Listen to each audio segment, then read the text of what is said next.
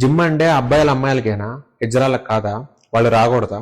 ఒక అబ్బాయికి వజన ప్లాస్టిక్ చేసి అమ్మాయి కింద మార్చేస్తారు. వాళ్ళనే మనం ముద్దుగా ట్రాన్స్జెండర్లు అంటాం. పాపం ఆ ఏరియాలో వాళ్ళకి ఇచ్చిన కుట్లు చాలా సంవత్సరాలు అలానే పచ్చిగా ఉంటాయి. అందుకే వాళ్ళు జిమ్కి రావాలంటే భయపడతారు. యూజువల్ వాళ్ళు థ్రెడ్మిల్ మీద కొంచెం పరిగెత్తేటప్పుడు కానీ, యాప్స్ వర్కౌట్ చేసేటప్పుడు కానీ, లెగ్స్ వర్కౌట్ చేసేటప్పుడు కానీ వాళ్ళకి విపరీతమైన పెయిన్ వస్తూ ఉంటుంది. యూజువల్గా ఇలా ట్రాన్స్జెండర్ కింద కన్వర్ట్ అయిపోయిన వాళ్ళు ఇద్దరు కమ్యూనిటీ కన్నా వెళ్తారు, లేదా ఫ్యామిలీకి దూరంగా ఒక సింగిల్ 1 BHK తీసుకుని ఉంటారు. ఈ కమ్యూనిటీలో జాయిన్ అయిన వాళ్ళు మెయిన్ గా బెగ్గింగ్ గానీ, సెక్స్ వర్క్ గానీ, షాప్ ఓపెనింగ్ గానీ వెళ్తా ఉంటారు. అండ్ డైలీ వాళ్ళకున్న పనులన్నీ కంప్లీట్ చేసుకుని వాడు పడుకునేసరికి 2 నుంచి 3 అవుద్ది. అండ్ డైరెక్ట్ గా మార్నింగ్ 11కో 12కో లేస్తారు. మళ్ళీ వాళ్ళ రొటీన్ వర్క్ వెళ్ళిపోతారు. ఇంక వాళ్ళకి జిమ్ములు చేసే టైం ఎక్కడిది? కొంతమంది ఇలా ట్రాన్స్ఫార్మ్ అవుదాం అని చెప్పేసి కమ్యూనిటీలో జాయిన్ అవుతారు. అప్పుడు ట్రాన్స్ఫార్మ్ అవుదాం అనుకుంటే వాళ్ళ దగ్గర డబ్బులు లేక కొద్ది రోజులు బెగ్గింగ్ చేసి డబ్బులు సంపాదించుకుని తర్వాత వాళ్ళు ట్రాన్స్జెండర్ కింద మారిపోతారు. వాళ్ళకి ఫస్ట్ వజన ప్లాస్టిక్ చేస్తారు, అది హీల్ అవడానికి 1 సంవత్సరం పట్టింది.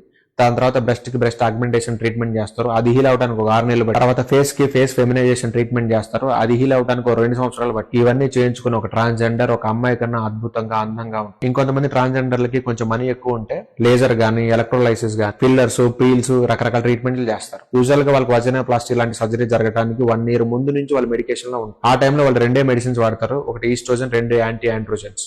ఈస్ట్రోజన్ కోసం వాళ్ళు ప్రాజినోవా 2 mg వాడతారు, అండ్ యాంటీ ఆండ్రోజన్స్ కోసం డైనీ 35 వాడతారు. ఈ 1 year వాళ్ళు ఈ మెడిసిన్స్ వాడుతూ ఉంటే వాళ్ళ స్కిన్ కొంచెం సాఫ్ట్ గా, కొంచెం బ్రైట్ గా, లైట్ గా బ్రష్ లో ఇంప్రూవ్మెంట్స్, ఐస్ కొంచెం మోర్ ఫెమినైన్ గా, ఐబ్రోస్ కొంచెం థిక్ గా వస్తాయి.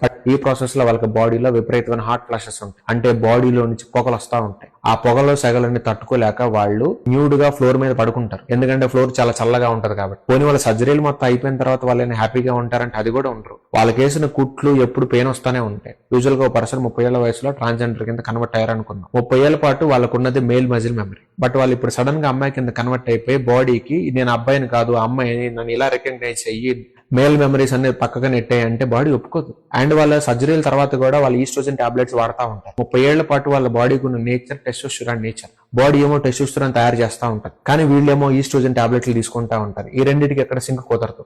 అందుకే వాళ్ళ బాడీలో విపరీతమైన హార్మోనల్ ఇంబ్యాలెన్స్ వచ్చింది. అందుకే వాళ్ళకి తెలియకుండానే వాళ్ళు వెయిట్ పెరుగుతూ ఉంటారు. ఒరిజినల్ వాళ్ళ టెస్టోస్టెరాన్కి వీళ్ళు వేసుకున్న టాబ్లెట్ లో ఉన్న ఈస్ట్రోజన్ మధ్యలో జరిగే ఘర్షణలో వీళ్ళు చాలా అస్వస్థకు లోనవుతారు. అంత ఈజీగా ఉండదు ఆ ట్రాన్స్ఫర్మేషన్ అనేది. అందుకే వాళ్ళ బాడీలో జరిగే విపరీతమైన హార్మోనల్ ఇంబ్యాలెన్స్ కూడా మనం డైట్ ఇవ్వాల్సిన అవసరం ఎంతైనా ఉంది. నా నెక్స్ట్ వీడియోలో మీరు ఎలాంటి డైట్ తీసుకోవాలని నేను ఎక్స్ప్లెయిన్ చేస్తాను. రోజు మీరు పడుతున్న పెయిన్ కి, సమాజం మీకు చూస్తున్న చిన్న చూపుకి, మీ బాడీలో జరుగుతున్న హార్మోనల్ ఘర్షణలన్నింటినీ తట్టుకొని మా ముందు నిలబడుతున్న మీకు హ్యాట్స్ ఆఫ్.